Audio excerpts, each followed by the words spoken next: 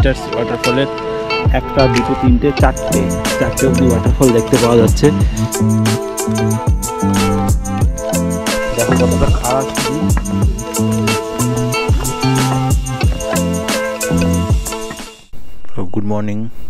Good morning বন্ধুরা।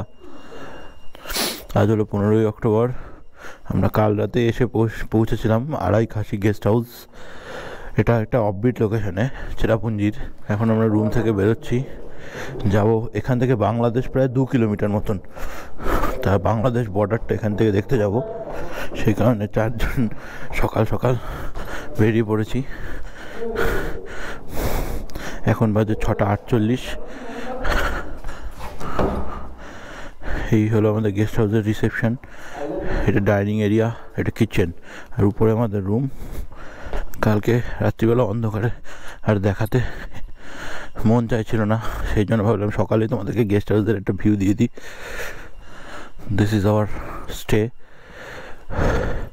এই হলো আমাদের 4 দিনের থাকার জায়গা, 4 দিনের স্টে হচ্ছে এটা। আমার বাইকটা ওখানে গ্যারেজে পার্ক করা রয়েছে। ওদিকে বাইকগুলি কোল্ড স্টার্ট দিচ্ছে।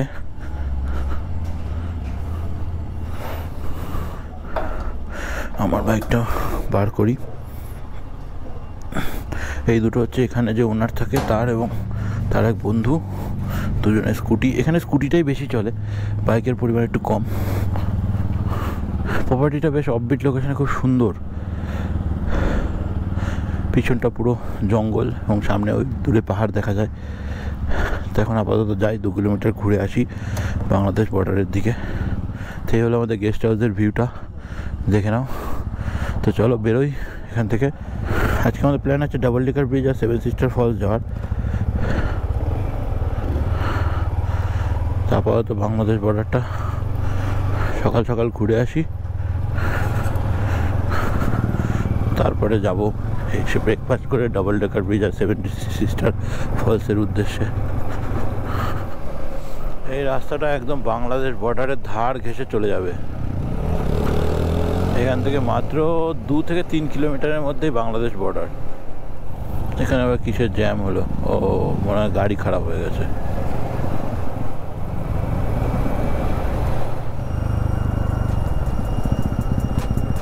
আমরা এই পজিশনে এসে দাঁড়ালাম। তোমাদের একটা দারুণ জিনিস দেখাই। এই পজিশন থেকে একদম সবথেকে ক্লোজ হচ্ছে বাংলাদেশ। এই যে ব্রিজটা, এই ব্রিজটা ক্রস করলেই ওপাশে বাংলাদেশ। ওইটা বাংলাদেশের একটা নদী, পাহাড়। মেঘের জন্য একটু প্রবলেম হচ্ছে দেখতে। ওটা হলো বাংলাদেশ, এটা হলো ইন্ডিয়া। ওই দেখো রাস্তা, ওই নিচে রাস্তা রয়েছে, ওটা বাংলাদেশের। ভিউটা দেখো, মেঘ না থাকলে আরও সুন্দর ভিউ পেতে। মেঘের জন্য একটু ভিউটা ডিস্ট্রাক্ট হচ্ছে। এই পাহাড়ের নিচেই হচ্ছে বাংলাদেশ। তো এই হলো বাংলাদেশ, আর এইদিকে আমাদের হোটেলটা। যা চালা। তোমার গাড়ি কতদিন নেওয়া যায়? বহুদিন পর আবার 8টি। আর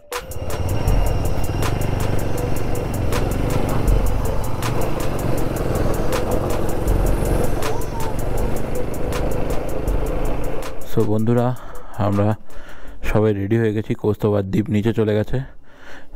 এখন আমরা যাব 7 সিস্টার ওয়াটারফল, আর তারপরে যাব রুট ব্রিজ। এদিকে সৈকতও রেডি হয়ে গেছে। আমরা যাই নিচে, আস্তে আস্তে গিয়ে গাড়ি স্টার্ট দিয়ে বেরোই 7 সিস্টারের উদ্দেশ্যে। চলো। সো বন্ধুরা, হোমস্টে থেকে বেরিয়ে আমরা 7 সিস্টার ওয়াটারফলের রাস্তাটা নিয়ে নিয়েছি। এই রাস্তাটার নাম হচ্ছে অ্যাকচুয়ালি সোহারসেলা রোড। এখান থেকে প্রায় 9.8 কিলোমিটার। আমাদের সময় লাগবে প্রায় ওই 24 মিনিটের কাছাকাছি। আজকে প্রচণ্ড মেঘ রয়েছে এদিকে, দেখা যাক যে অ্যাকচুয়ালি 7 সিস্টার ওয়াটারফলের ভিউটা ঠিকঠাক পাই কিনা। অ্যাকচুয়ালি 7 সিস্টার ওয়াটারফলের ভালো ভিউ পেতে গেলে এবং সুন্দরভাবে দেখতে গেলে আসতে হয় বর্ষাকালে, কিন্তু এইখানে যে পরিমাণে বৃষ্টি হয়, আর বর্ষাকালের বৃষ্টির পরিমাণ আরও বেশি। তাই এই রাইড করে এত দূর বর্ষাকালে আসা মানে আমাদের পক্ষে ইম্পসিবল ব্যাপার অ্যাকচুয়ালি। হ্যাঁ, তাই বলে আসে না নয়, অনেকেই আসে। যেহেতু আমাদের কমপ্লিমেন্টারি ব্রেকফাস্ট ছিল, তাই ব্রেকফাস্ট করে নিয়েছি আপাতত সকালে। এখন যাব 7 সিস্টার ওয়াটারফল। 7 সিস্টার ওয়াটারফল দেখে আমরা বাইরেই লাঞ্চ করে নেব। দেন যাব হচ্ছে রুট ওভার ব্রিজ। আর রাতে এই ভাঙাচুরা রাস্তা দিয়ে আমরা 4 জন রাইড করে এসেছি। প্রচণ্ড সমস্যা হচ্ছিল, যেহেতু ফগ লাইট ছিল বলে সমস্যাটা মেকআপ করে নেওয়া গেছে। চারিদিকে মেঘলা হয়ে রয়েছে, কখন যে বৃষ্টি নেমে যাবে কোনো ঠিক নেই। সেই কারণে রেইন গিয়ার সঙ্গে নিয়েই বেরিয়েছি, যদি প্রয়োজন হয় তো পরে নেব। তো চলো রাস্তায় যেতে যেতে দেখাই। দেখো পাহাড়ের ভিউটা। নর্থ সিকিমের ক্ষেত্রে যেটা হতো এক পাহাড় থেকে আরেক পাহাড় দেখা যায়, কিন্তু এই মেঘালয়ের ব্যাপারটা হলো এখানে মেঘের পরিমাণটা এতটাই বেশি। অ্যাকচুয়ালি মেঘালয় ওই কারণেই নাম, মানে এখানে মেঘ এতটাই বেশি পাহাড়ের উপর যে এক পাহাড় থেকে অন্য পাহাড়কে ঠিকভাবে দেখতে পাওয়া যায় না, শুধু পেঁজা তুলোর মতন সাদা ঘন মেঘ। সো বন্ধুরা, সেভেন সিস্টার ওয়াটারফল যাওয়ার পথে একটা লোকেশান দেখো তোমরা, কি সুন্দর পাহাড়ের ধারে। হঠাৎ করে দেখলাম, দেখে দাঁড়ালাম। এখানে একটা পুরনো চার্চ রয়েছে যেটা ভগ্ন অবস্থায় রয়েছে, জাস্ট কনস্ট্রাকশনটা পড়ে রয়েছে, কিন্তু এখান থেকে অপূর্ব সুন্দর লাগছে। ওই পাহাড়টাকে দেখো, কি সুন্দর মেঘগুলি পাহাড়ের উপর ভেসে যাচ্ছে। অমাইক কি সুন্দর।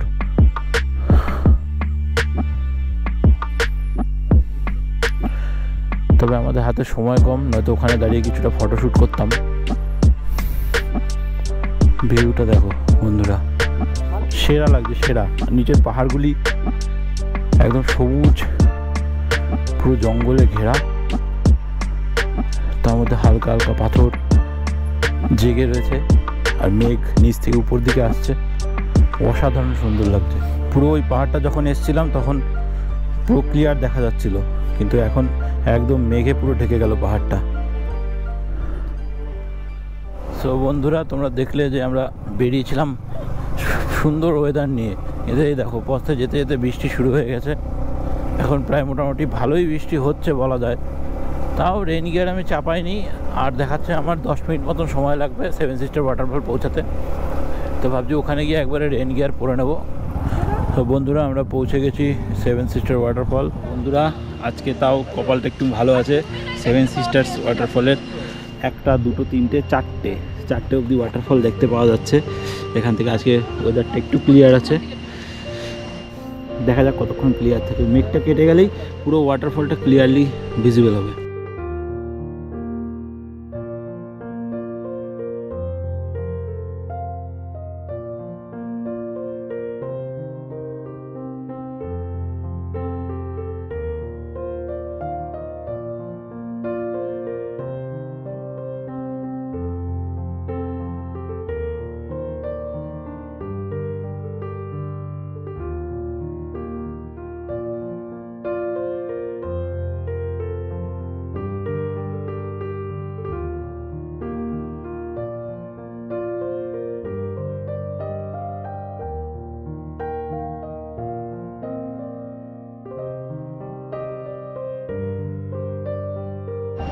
সো বন্ধুরা দেখো, আমরা 4জন এই দাঁড়িয়ে আছি সেভেন সিস্টার ওয়াটারফলে, কিন্তু পিছনে মেঘের জন্য কিচ্ছু দেখতে পাওয়া যাচ্ছে না। চারো তরফ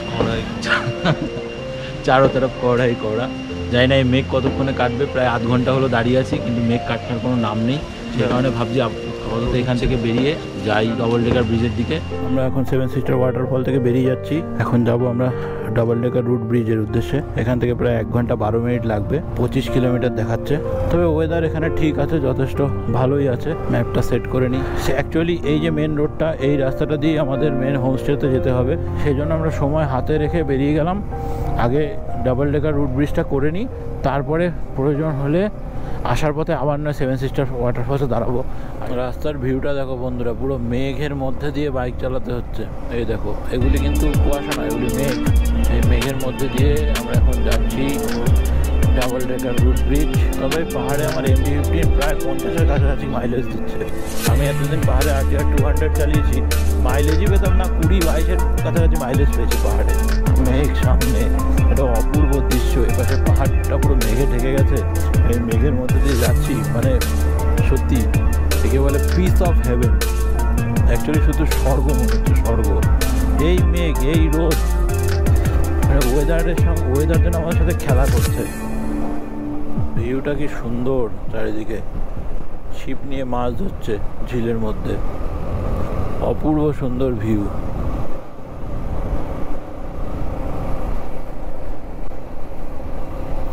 এত দূর কষ্ট করে রাইড করে আসার পর যখন এত সুন্দর ভিউ দেখতে পাওয়া যায় না, তখন মনটা আনন্দে ভরে ওঠে। আর মেঘালয়ের ভিউ তো অসাধারণ। খুব উঁচু পাহাড় নয়, খাড়াই পাহাড় নয়, আর ভিউগুলি অসাধারণ ভিউ। দেখো বন্ধুরা, রাস্তাটা কিরকম হন্টেড। আমার তো একা একা যেতেই ভয় লাগছে, ওরা আমার থেকে একটু পিছিয়ে গেছে, আমি অনেকটা এগিয়ে গেছি। এই রাস্তাটা আমাদের সোজা নিয়ে চলে যাবে ডাবল ডেকার রুট ব্রিজ। রাস্তাটা প্রচণ্ড ন্যারো, তাই একটু সাবধানে চালাতে হচ্ছে। কিন্তু আমার এই জায়গাটা পুরো ভয়ানক লাগছে, একদম সেই হন্টেড প্লেসের মতন। ওয়েদারটাও দেখো স্পুকি স্পুকি ওয়েদার, একদম মেঘ রয়েছে, তার মধ্যে হালকা স্যাঁতস্যাঁতে আবহাওয়া, মানে এটা অন্য লেভেলের ভাইবস আছে এই রাস্তাটাতে। একদিকে দারুণ লাগছে, অ্যাডভেঞ্চারাস লাগছে, তার সাথে ভয়ও লাগছে। দেখো সামনে পুরো মেঘ, পুরো মেঘ সামনে, এগুলি কিন্তু মেঘ, মেঘের মধ্যে দিয়ে যাচ্ছি।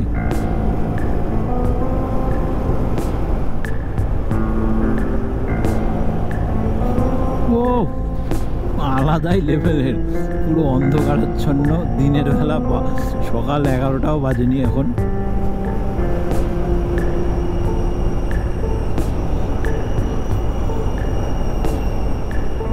আলাদাই লেভেলের লাগছে।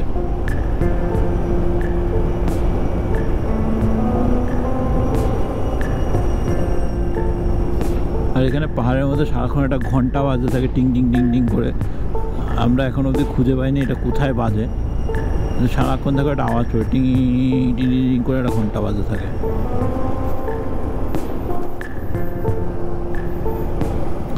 বাবা কিছু দেখাই যাচ্ছে না, না পার্কিং লাইটগুলি জ্বালিয়ে দিই, তাহলে ও পাশের গাড়ি আসলে অ্যাটলিস্ট হ্যাজার্ডটা দেখে বুঝতে পারবে যে কেউ আছে রাস্তায়। দেখো দুই পাহাড়ের মধ্যে দিয়ে রাস্তাটা কি সুন্দর লাগছে, আলাদাই লেভেলের, মনে হচ্ছে গুহার ভিতর দিয়ে বাইক চালিয়ে যাচ্ছি। এই আর মোটামুটি 1-1.5 কিলোমিটারের মধ্যে চলে আসবে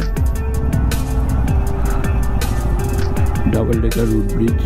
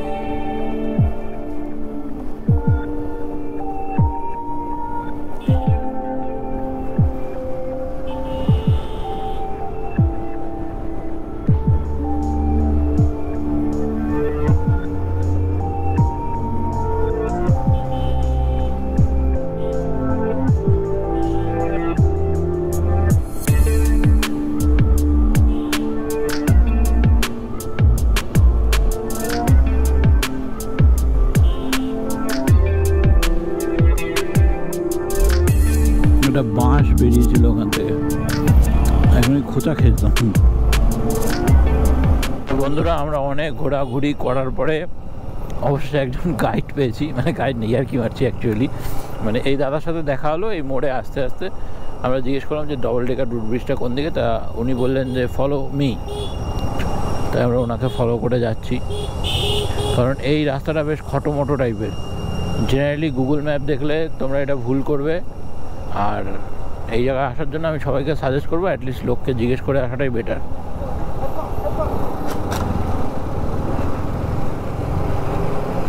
কারণ এটা একটা অফবিট টাইপের টুরিস্ট প্লেস।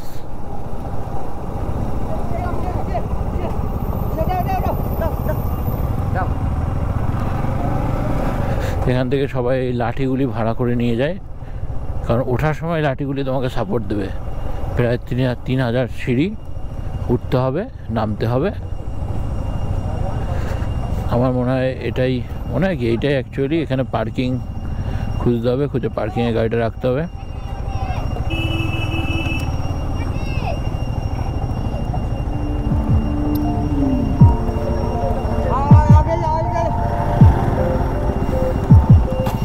আমরা এখন ডাবল ডেকার ব্রিজ দেখতে যাওয়ার জন্য নিচে নামছি। দেখো কতটা খাড়া সিঁড়ি, দেখো বন্ধুরা।